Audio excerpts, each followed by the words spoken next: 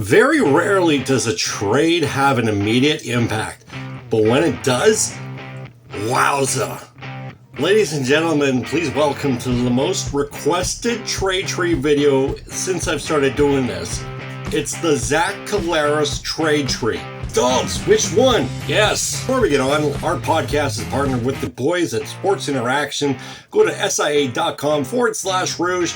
Your first deposit will be matched up to 100%. And again, I stress, please play and bet responsibly, but still get your bet on. From the beginning of 2018 to near the end of 2019, Zach Collaros was traded 3 times.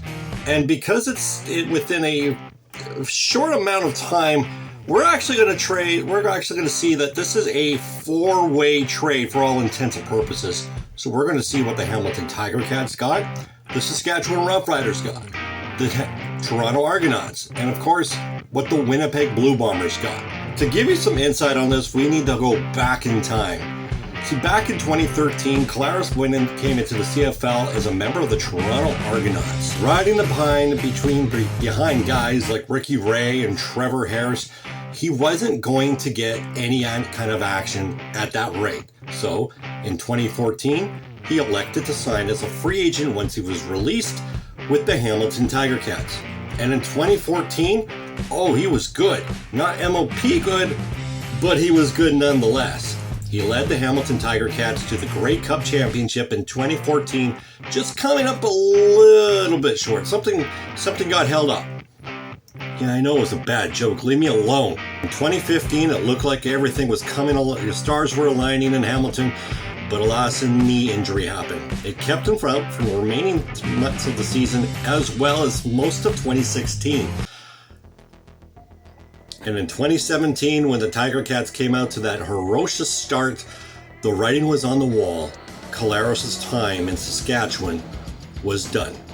And then the first trade was made. The Saskatchewan Roughriders acquired Zach Collaros in exchange for a second-round pick in 2018 towards the Hamilton Tiger Cats. Did Hamilton use that pick? No. They packaged that as well with their own second-round pick in 2018 and shipped it off to Edmonton in exchange for a first-round pick, a fifth-round pick in 2018. The fifth-round pick was used to select receiver Justin Buren.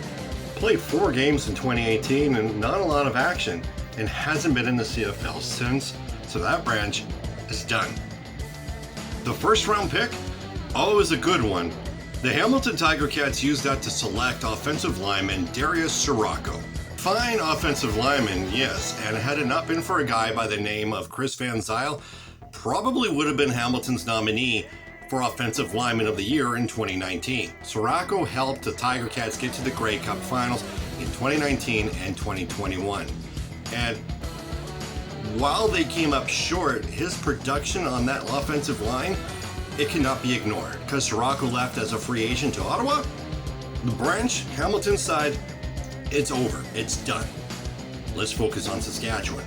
In Saskatchewan, it was a change of scenery for Zach Collaros, but in 2018, it almost was the same scenario, same scenery. A concussion, knee injuries. He only played 13 of the 18 games and missed the most important one, the Western semifinal against the Winnipeg Blue Bombers, to which the Riders lost. And the first game of 2019, we know what happened. The hit heard all around the world from Simone Lawrence. Cody Fajardo took over, and the Saskatchewan Roughriders never looked back until a few months ago when they allowed Fajardo to go to free agency. But I digress.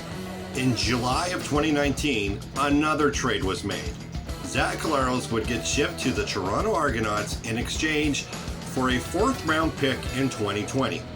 Now, for those that like to watch these videos, you know where this is going, because I did this trade tree. It's called the Demise of the Ottawa Renegades. I almost said Redblacks.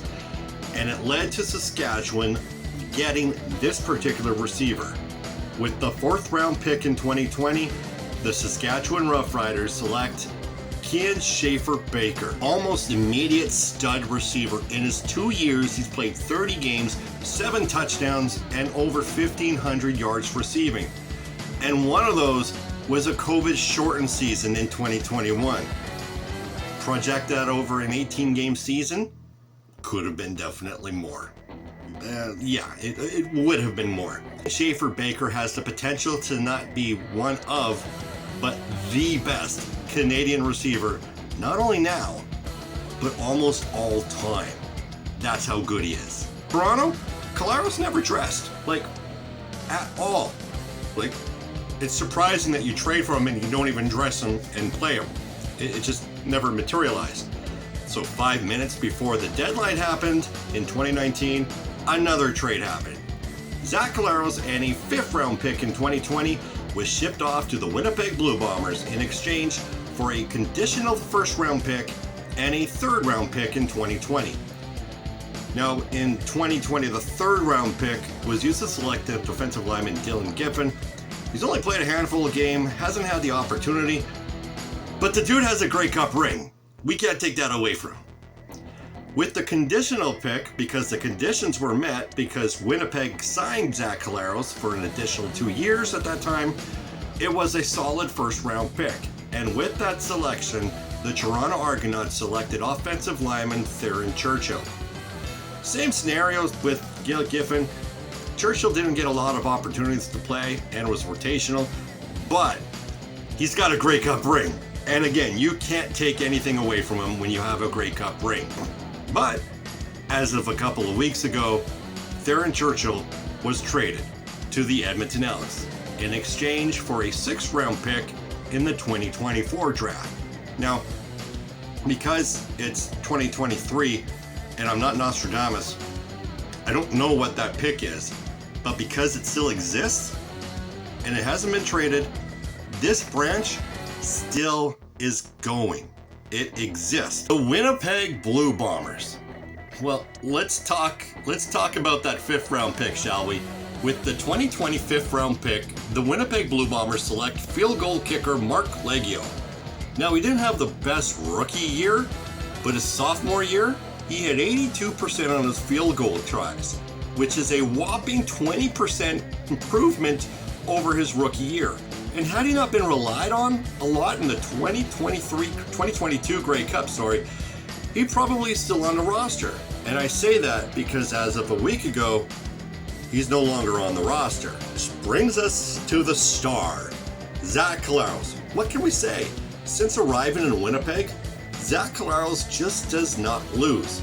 I'm not going to beat a dead horse by saying what his record is as a starting quarterback, but it's good.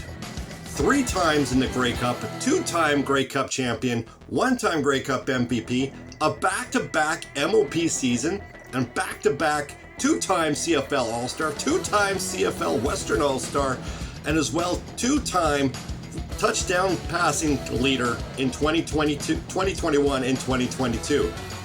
You don't need a university degree to figure out that Winnipeg won this trade hands down. But let's not pretend that Toronto didn't get anything out of this. They got a Grey Cup. They have Dylan Giffen still there. And they have an asset in the form of a draft pick in 2024. The Saskatchewan Roughriders, they have a stud receiver. While injured, can make an immediate impact upon recovering from that injury. The Hamilton Tiger Cats, well, they don't have anything left, but they were good.